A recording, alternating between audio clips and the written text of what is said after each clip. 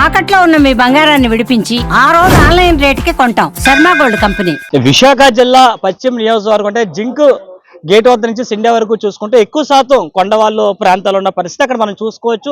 11 KVతో కూడా అనేక మంది ఇప్పటివరకు ఇబ్బంది పడుతున్న పరిస్థితుల్లో మనం చూసాం. ఎన్నో ప్రమాదాలకు గురైన పరిస్థితులు కూర్చాం. అయితే ఎన్నేళ్ళుగా ఉన్న ఈ దీర్ఘకాల సమస్యలకైతే ఈ రోజు మనకి పరిష్కారం దొరికిందని మనం భావచ్చు. ఈ రోజు 11 KV కానీ 33 కి సంబంధించిన అండర్ గ్రౌండ్ సంబంధించిన విద్యుత్ కేబుల్ వైర్లు కూడా ఈరోజు శంకుస్థాపన జరిగింది. ఇదే అంశం మీద మనతో మాట్లాడడానికి ప్రభుత్వ విప్పు పశ్చిమ శాసనసభ్యులు గణబాబు గారు కూడా మనతో ఉన్నారు. ఆయనతో మాట్లాడి మరిన్ని విషయాలు తెలుసుకునే ప్రయత్నం అయితే చేద్దాం. సార్, ఈ రోజు ఎన్నో ఏళ్ళు బట్టి కూడా ఈ కొండవాళ్ళ ప్రాంతం వాసులు అయితే ఇబ్బంది పడుతున్న పరిస్థితులు మనం చూసాం. ఈ రోజు మీరు ఈ 11 KV కానీ 33 కేబుల్ వైర్లు అండర్ గ్రౌండ్ చేయడం చాలా శుభపరిణామం. అయితే ఎన్ని కిలోమీటర్ల వరకు ఇది వేస్తున్నారు సార్? ఇది మొత్తం ఏ ప్రాంతాల్లో ఇది వేస్తున్నారు సార్? ఆల్మోస్ట్ మన నియోజకవర్గంలో ఉండే 11 KV 33 KV టోటల్ అన్నీ కూడా అంటే అప్రాక్సిమేట్గా వాళ్ళ క్యాలిక్యులేషన్ 54 కిలోమీటర్ల పొడవైనటువంటి 33 KV ఉంది మన నియోజకవర్గానికి పరిమితమై. మిగిలిన 191 కిలోమీటర్స్ 11 KV ఉంది. సో అన్నీ కూడా ఆ కేబుల్స్ అన్నీ కూడా అండర్ గ్రౌండ్కి వెళ్ళబోతున్నాయి త్వరలో. సో దీని కాస్ట్ కూడా 128 crores మన కాన్స్టిట్యున్సీ వరకు ఖర్చు పెడుతుంది. ఇది ఓవరాల్ సిటీ అంతా కలిపితే 1038 కోట్లు ఖర్చు. సో మొత్తం నగరం కవర్ అయ్యేటువంటి ఈ ప్రోగ్రామ్ ఏదైనా ఈ దేశంలో ఉందంటే ఢిల్లీ, ముంబై తర్వాత విశాఖపట్నం మాత్రమే. మిగిలిన సిటీస్లో కూడా ఒక 30%, 20% 40% సిటీసే కవర్ చేసే కార్యక్రమాలు తీసుకున్నారు. బట్ ఇప్పుడు మనం మంజూరు అయినటువంటిది చంద్రబాబు నాయుడు గారి స్ఫూర్తితో విశాఖ నగరాన్ని మొత్తం ఎంపిక చేయడం జరిగింది. సో వైజాగ్ సిటీని ఒక ఫైనాన్షియల్ క్యాపిటల్గా చేయాలి, ప్రపంచంలోనే వైజాగ్ ఒక ఫోకస్డ్ ఏరియాగా కావాలి. అటు టూరిజం, ఇండస్ట్రీ, ఐటీ అన్నీ ఇక్కడ వస్తున్నాయి. మీరు చూసారు, ఒక మెట్రో కార్పొరేషన్ ద్వారా మొన్న టెండర్ కూడా పిలవబోతున్నారు. మెట్రో రైలు కానీ, ఎలివేటెడ్ కారిడార్ కానీ, భోగాపురం ఎయిర్పోర్ట్ కూడా వేగంగా పరుగులు తీస్తున్నారు. కాబట్టి అందరి ఉద్దేశం విశాఖపట్నం ఒక ఫైనాన్షియల్ క్యాపిటల్ కావాలి. మనం డిసెంబర్లో కూడా సమ్మిట్ మళ్ళీ జరగబోతా ఉంది భాగస్వామి. ఈరోజు సింగపూర్లో కూడా పెట్టుబడిదారులు అందరినీ కూడా ఆకట్టుకునే పనిలో అటు నారా లోకేష్ గారు కానీ, చంద్రబాబు నాయుడు గారు ఉన్నారు. సో అందరి ఉద్దేశం విశాఖపట్నం ఒక న్యాచురల్గా ఉండేటువంటి సిటీ, దీనికి పూర్తి స్థాయిలో ఇవ్వాలనే ఉద్దేశం. నరేంద్ర మోడీ గారు కూడా 2 సార్లు విశాఖపట్నం రావడం జరిగింది, ప్రధానమంత్రి గారు.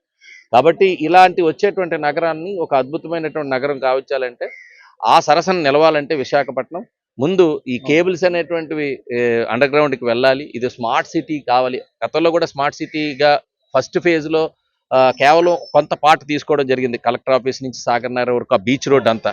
సో అదే నగరం అంతా వర్తించేటట్టు చేస్తే బాగుంటుందనే ఉద్దేశంతో ఈ కార్యక్రమం తీసుకున్నాం. ఈ సోలార్ సంబంధించి ఎటువంటి అవగాహన కల్పిస్తున్నారు సార్ ఈ రోజు నుంచి? అంటే మేము లాస్ట్ ఒక 10 days నుంచి మా డిపార్ట్మెంట్ అయితే ఆల్రెడీ ఫీల్డ్లో ఉన్నారు.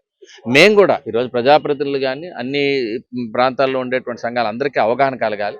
సూర్య గారి ప్రోగ్రామ్ అనేటువంటిది డెఫినెట్గా ప్రతి ఒక్కరికి కూడా ఉత్పత్తిదారుడు అవుతాడు. విద్యుత్ ఉత్పత్తి అనేటువంటిది ప్రతి ఒక్కరు వాళ్ళ ఇంటి దగ్గరే ఉత్పత్తి చేసుకునేటువంటి అవకాశం ఇచ్చింది గవర్నమెంట్.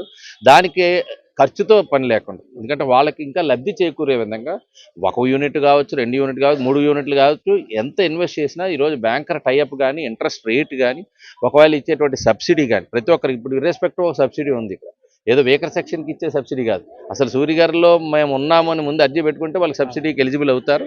కాబట్టి ఉన్నటువంటి టెర్రస్ని మనం సోలార్లో కనుక కన్వర్ట్ చేయగలిగితే ఇవి చాలా స్టేట్స్ ఉపయోగించుకున్నాయి. లాస్ట్ టైం నరేంద్ర మోడీ గారు పిలుపు మేరకు చాలా స్టేట్స్ ఉపయోగించుకున్నాయి బ్రహ్మాండంగా.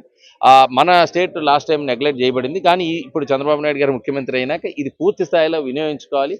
ప్రజల భాగస్వామ్యం అయితే, ప్రజలకు అవగాహన తెలపండి, డెఫినెట్గా వాళ్ళందరూ ఇన్వాల్వ్ అవుతారనేటువంటి నమ్మకంతో ఇది ప్రజల్లోకి తీసుకెళ్తున్నాం. అందుకని రెగ్యులర్గా అడ్వర్టైజ్ చేస్తున్నాం.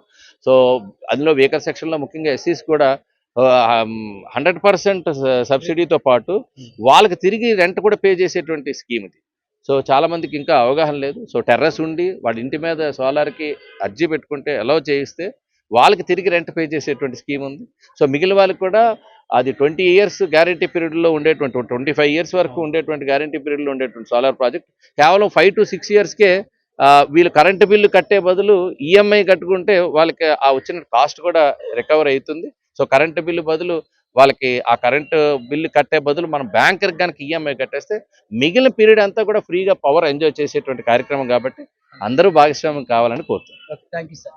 ఈ రోజు మనం చూసుకోవచ్చు ఒక పశ్చిమ నియోజకవర్గంలో అండర్ గ్రౌండ్ విద్యుత్ సంబంధించిన కేబుల్ లైన్ తో పాటు విశాఖ మహానగరాన్ని కూడా ఈ రోజు తీర్చిదిస్తున్నామని ఒక మెట్రో ప్రాజెక్ట్ సంబంధించి కూడా ఈ రోజు రాష్ట్ర ముఖ్యమంత్రి కూడా సింగపూర్ వెళ్లి అనేక పరిశ్రమలు కూడా ఈ రోజు విశాఖ రానున్నాయని తెలిపారు. ఖచ్చితంగా కూటమి ప్రభుత్వ ఆధ్వర్యంలోని మన ఆంధ్ర రాష్ట్రంతో పాటు విశాఖ మహానగరంగా రూపుదిద్దుకుంటుందని చెప్పేసి ప్రభుత్వ పశ్చిమ శాసనసభ్యులు గణబాబు తెలిపారు. Over to studio.